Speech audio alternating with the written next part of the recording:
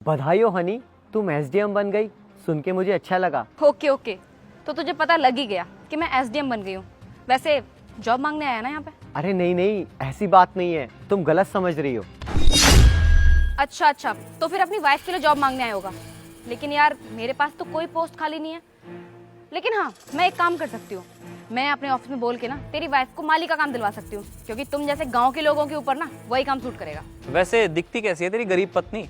Obviously गरीब ही दिखती होगी, एकदम भद्दी, क्योंकि तूने तो कभी आज तक फोटो दिखाई नहीं उसकी। और कॉलेज के बाद तू सीधा मुझे आज यहाँ मिला है, मेरे घर के बाहर।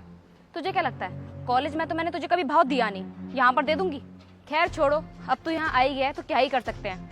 वैसे तुझे एक बात बताऊँ, तुझे पता है आज मेरे घर पे कौन आने वाला है? इस शहर की आईपीएस ऑफिसर ज्योति सिंह।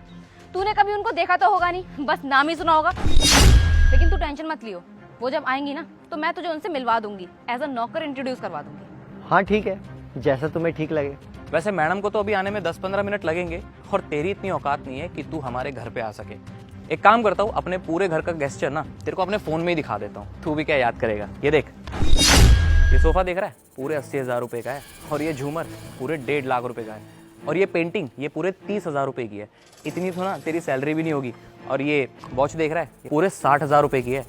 बेचारा, तेरे को देख के ना कभी कभी ना मुझे तरस आता है, काश तेरी भी इतनी अच्छी नौकरी होती जैसे कि हमारी है, तो तू भी आज ऐसे भटकता नहीं फिर रहा होता। मेरे पास जितना भी है ना, मैं उसी में खुश हूँ। पर मुझे ना दुख इस बात का है, तुम लोग हो ना अभी भी वैसे के वैसे ही हो, घमंडी। तेरी इतनी हिम्मत, तू अभी भी मुझसे जुबान लड़ा रहा है। तू ना कॉलेज में भी ऐसा था और अब भी ऐसा है, गरीब का गरीब। अगर मैं यहाँ से चला गया, सोच लो कहीं तुम्हें पछताना ना पड़े। अच्छा, हम पछताएंगे? पछताएगा तो तू। अब खड़ा खड़ा देख क्या रहा है, चुपचाप निकल जाए यहाँ से, समझा? लो, आ गई इसकी बीवी। देखो साड़ी में आई है। खुशहाली क्या कर रहे हो तुम? यही तो आईपीएस ऑफिसर है ज्योति सिंह। मैम ना आज छुट्टी पर है और उनको सिंपलिसिटी बहुत पसंद है। क्या यही है क्या? अरे मैम, हम ना काफी देर से आप ही का वेट कर रहे थे। आप यहाँ क्यों खड़ी है? आइए ना, हमारे घर चलिए, खाना भी रेडी है, आइए। कोई कहीं नहीं जाएगा। तुम लोगों को मेरी वाइफ देखनी थी ना, लो आ गई मेरी वाइफ। मैम, ये आपके हस्बैंड है? हाँ, ये मेरे हस्बैंड है। क्यों, क्या हुआ? अरे कुछ नहीं ज्योति, इन लोगों को ना किसी से बात करने की तमीज़ नहीं है। इनको ये तक नहीं पता कि किसी दूसरे इंसान से बात कैसे की जाती है। अरे नहीं नहीं मैम, ऐसी कोई बात नहीं है। वो ना मोंटी और मैं बहुत पुराने दोस्त है कॉलेज टाइम से। वो तो हम बस सभी हंसी मजाक ही कर रहे थे। बताओ ना। क्या बोला था तुमने? ये घड़ी कितने की है? 60,000 की। और जिस घर में तुम रहते हो वो कितने का है? लाखों का है। ये गाड़ी कहाँ से आए इन सबके लिए पैसे? तुम्हारी बीवी ने दिए होंगे। अरे अभी कुछ दिनों नहीं हुए तुम्हारी बीवी को एसडीएम बने हुए, और ये करप्शन करती है। ये अंडर द टेबल मनी लेती है लोगों से। शर्म नहीं आती है तुम्हें कि तुम लोगों से घूस लेती हो? क्यों करती हो? मैम, आपको तो पता ही है ना ये सिस्टम कैसा है। चाहो या ना चाहो रिश्वत तो लेनी पड़ती है, इसलिए मैंने भी ले ही ली। लेकिन मैं प्रॉमिस करती हूँ आज के बाद कभी भी ऐसा कुछ नहीं करूंगी और ईमानदारी से काम करूंगी। क्या बोला तुमने? लोग रिश्वत लेते हैं इसलिए तुम भी रिश्वत लेती हो? अच्छा, एक तो गलती करती हो, ऊपर से अपनी गलतियों पे पर्दा डालती हो। शर्म नहीं आती है?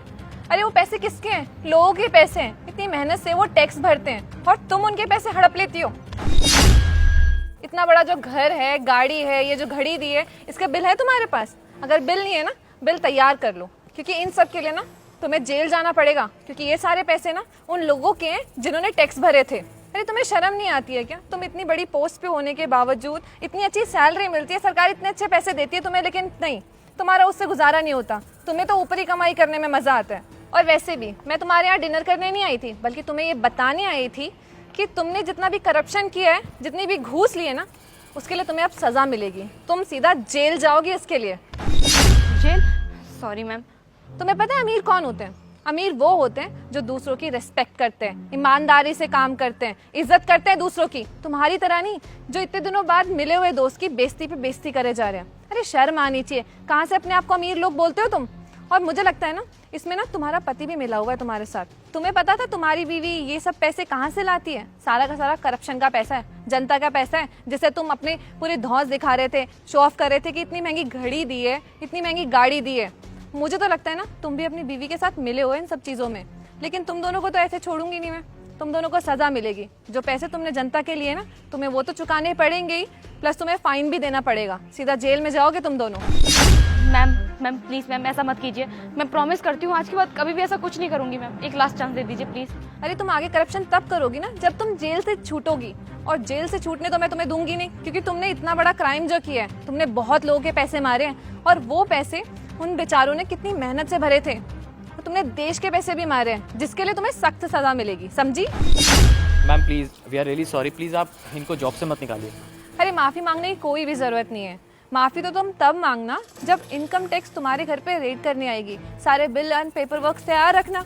मुझसे माफ़ी मांगने की कोई भी ज़रूरत नहीं है। माफ़ी ना सीधा कोर्ट में जाके ही मांगना, क्योंकि तुमने सिर्फ 5-10 हज़ार रुपये का घपला नहीं किया, तुमने लाखों करोड़ों रुपए का घपला किया है, जिसकी सज़ा तुम्हें मिल के रहेगी। अब निकलो यहाँ से।